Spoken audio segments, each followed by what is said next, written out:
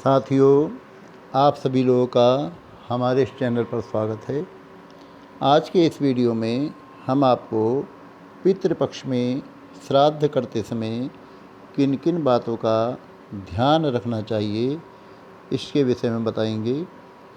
सभी गृहस्थ व्यक्तियों को अपने पितरों की संतुष्टि और अपने कल्याण के लिए श्राद्ध अवश्य ही करना चाहिए। ऐसा करने से व्यक्ति केवल अपने पितरों को ही तृप्त नहीं करता, बल्कि वह पूरे जगत को संतुष्ट करता है। ब्रह्म पुराण के अनुसार जो मनुष्य अपनी शक्ति एवं सामर्थ्य के अनुसार विधिपूर्वक श्राद्ध करता है, वह साक्षात ब्रह्मा से लेकर तृण पर्यंत समस्त प्राणियों को तृप्त कर देता है। श्रद्धापूर्वक ही श्राद्ध किया जाना चाहिए, क्योंकि श्रद्धा का ही दूसरा नाम श्राद्ध है।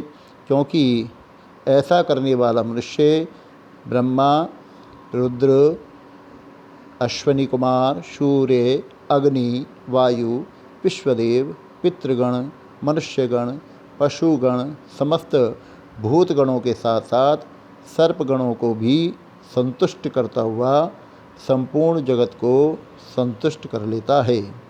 यम स्मृति में कहा है कि जो व्यक्ति देवता, ब्राह्मण, अग्नि और पितरों की पूजा करते हैं, वे सबकी अंतरात्मा में रहने वाले भगवान विष्णु की ही पूजा किया करते हैं। विष्णु पुराण में भी श्राद्ध की यही महिमा कही गई है।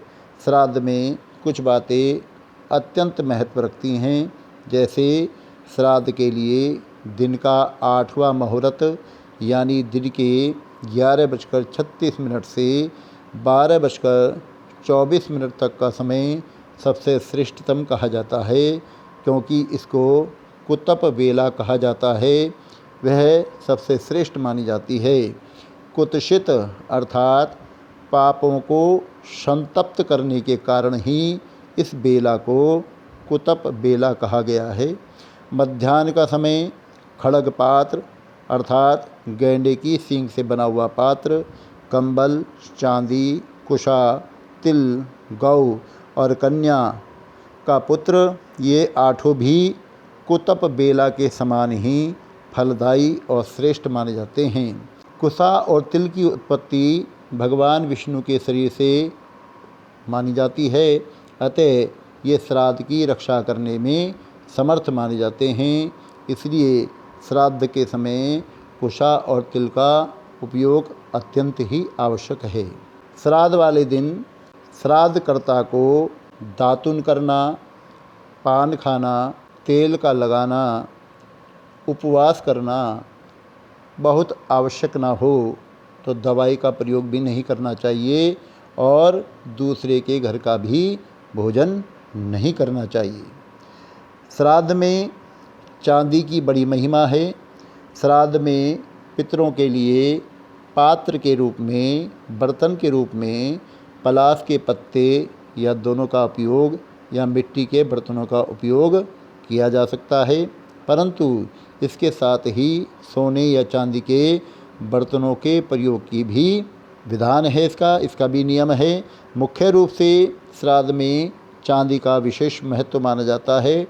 पितरों के लिए यदि चांदी से बने हुए पात्रों द्वारा श्रद्धापूर्वक जलदान किया जाता है तो वह उनको अक्षय तृप्ति प्रदान करता है, क्योंकि चांदी भगवान शिव के नेत्र से उद्भूत हुई है। इसलिए यह पितरों को विशेष प्रिय मानी जाती है। श्राद्ध के दिन लोहे के बर्तनों का प्रयोग कभी नहीं करना चाहिए। श्राद्ध में पवित्रता, क्रोध न करना और जल्दबाजी न करना भी अत्यंत आवश्यक है। श्राद्ध में मुख्य रूप से सफ़ेद पुष्प ही लेने चाहिए। सफ़ेद पुष्पों में भी सुगंधित फूलों का विशेष महत्व है, जैसे मालती, जूही और चंपा आदि। ब्रह्मा जी ने पशुओं की सृष्टि करते समय सबसे पहले गायों की रचना की थी। इसलिए श्राद्ध में गाय का दूध, गाय के दूध का दही और उसी का घी ही प्रयोग करना चाहिए।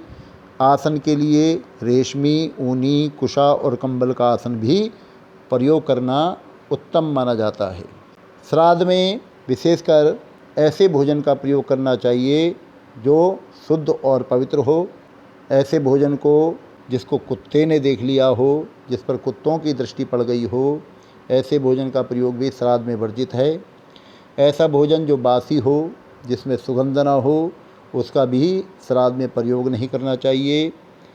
इसके अलावा मसूर, अरहर, गाजर, गोल लौकी, बैंगन, शलजम, हींग, प्याज, लहसुन, काला नमक, काला जीरा, जामुन, कुल्थी, कैथ, अलसी और ये चना, ये सभी भी श्राद्ध में वर्जित मानी जाती हैं। श्राद्ध में जो ब्राह्मण श्राद्ध में भोजन करने के लिए आया है, उसके चरण बैठा करके ही धोने चाहिए, क्योंकि खड़े होकर पैर धोने से पितृ निराश होकर के वापस चले जाते हैं।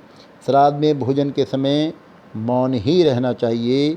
यदि कुछ मांगना है तो हाथों के संकेत के द्वारा ही मांग लेना चाहिए।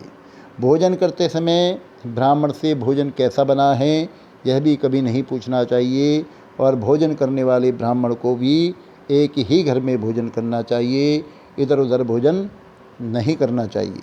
भोजन करने वाले ब्राह्मण को भी श्राद्ध के भोजन की प्रशंसा या निंदा कभी नहीं करनी चाहिए, क्योंकि ऐसा करने से श्राद्धकर्ता के मन में या तो अहंकार आ सकता है या उसका मन खिन्न हो सकता है।